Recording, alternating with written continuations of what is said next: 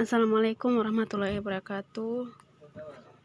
Perkenalkan, nama saya Niswati dengan NIM E1C019145 dari kelas D.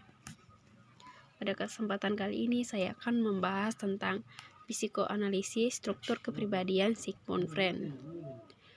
Psikoanalisis merupakan disiplin ilmu yang dimulai sekitar tahun 1900-an oleh Sigmund Freud. Teori psikoanalisis berhubungan dengan fungsi dan perkembangan mental manusia, yang artinya studi atau ilmu ini membahas tentang dinamika, struktur, perkembangan manusia, serta perilaku atau sifat manusia.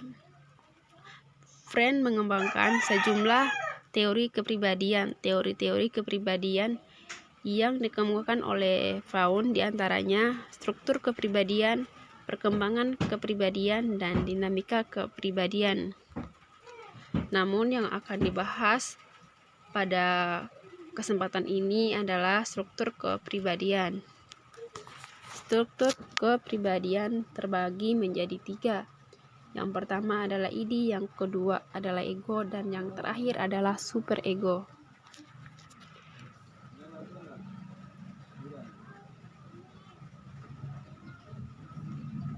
Jadi untuk ID, menurut Freud dalam Bednes 2016 halaman 32, ID adalah lapisan psikis yang paling mendasar, kawasan di mana etos dan thanatos berkuasa. Di situ terdapat naluri-naluri bawaan, seksual dan agresi, dan keinginan-keinginan yang diresepsi. Yang maksudnya ialah ID ini merupakan kepribadian yang asli, dibawa sejak lahir dari ID ini, kemudian muncul ego dan superego saat lahir.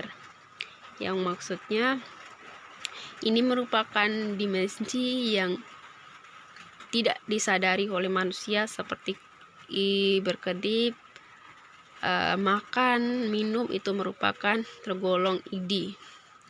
Freud dalam rekamannya 2014 halaman 162 mengatakan ada 2 cara yang dilakukan oleh ID dalam memenuhi kebutuhannya untuk meredakan ketegangan yang timbul, yaitu 1. Melakukan refleks atau reaksi-reaksi otomatis seperti berkedip, bersin, dan sebagainya.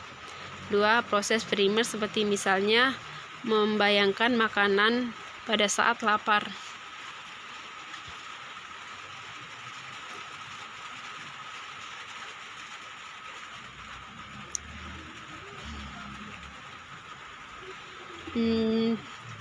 Jadi tadi sudah dipaparkan berupa contoh peningkatan rasa lapar atau haus harus dihasilkan upaya segera untuk makan atau minum. ID ini sangat penting dalam hidup karena itu memastikan bawaan kebutuhan bayi terpenuhi. Jika misalnya bayi kelaparan, maka dia akan tidak nyaman, ia akan menangis sampai disusui. Begitupun kita, jika kita tidak makan, maka kita akan lemas dan tidak ada energi.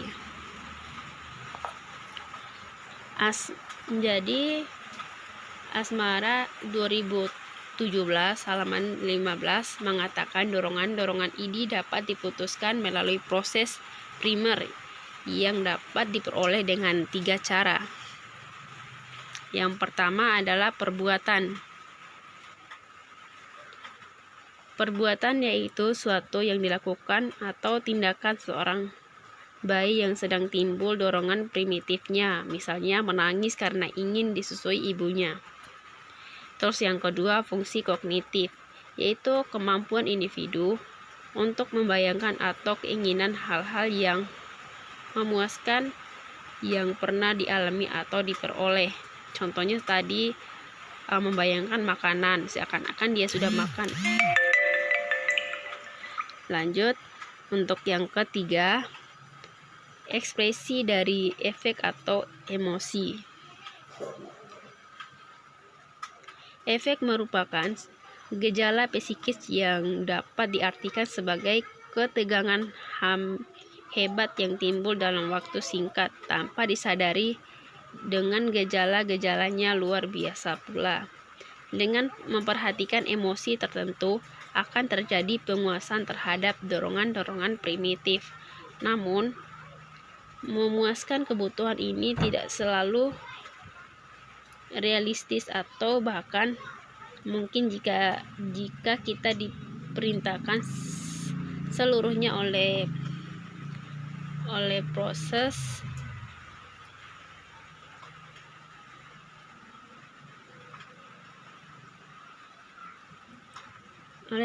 sosial. Lanjut, ego.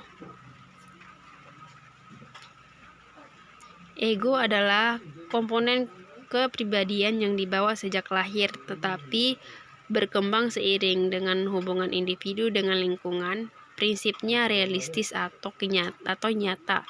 Namun, friend, dalam Badness 2016 halaman 3, ego terbentuk dengan diferensiasi dari id karena kontraknya dengan dunia luar, khususnya orang sekitar bayi seperti orang tua, pengasuh, dan kakak atau adik, yang maksudnya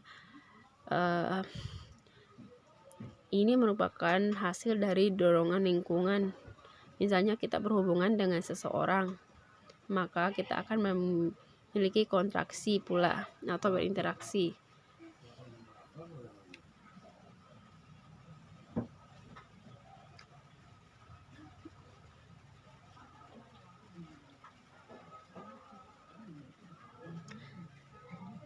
Karena ego ini berkembang dari id, kemampuan realistis ego mengikuti prinsip realita atau kenyataan. Ego memiliki beberapa fungsi. Yang pertama adalah menyalurkan dorongan. Yang kedua, mengatur desakan dorongan-dorongan yang sampai pada kesadaran. Yang ketiga, mengarah pada suatu perbuatan agar mencapai tujuan yang diterima. Yang keempat, bersikap logis. Yang kelima, mempergunakan pengalaman emosi kecewa sebagai tanda adanya suatu yang salah. Karena ego ini adalah eksklusif atau pelaksanaan dari kepribadian yang memiliki dua tugas, yaitu pertama, memiliki stimulus mana yang dihendaki, respons atau insting mana yang akan dipusatkan sesuai dengan prioritas kebutuhan kedua-duanya. Karena yang pada dasarnya ego ini sesungguhnya bekerja untuk memenuhi kebutuhan id.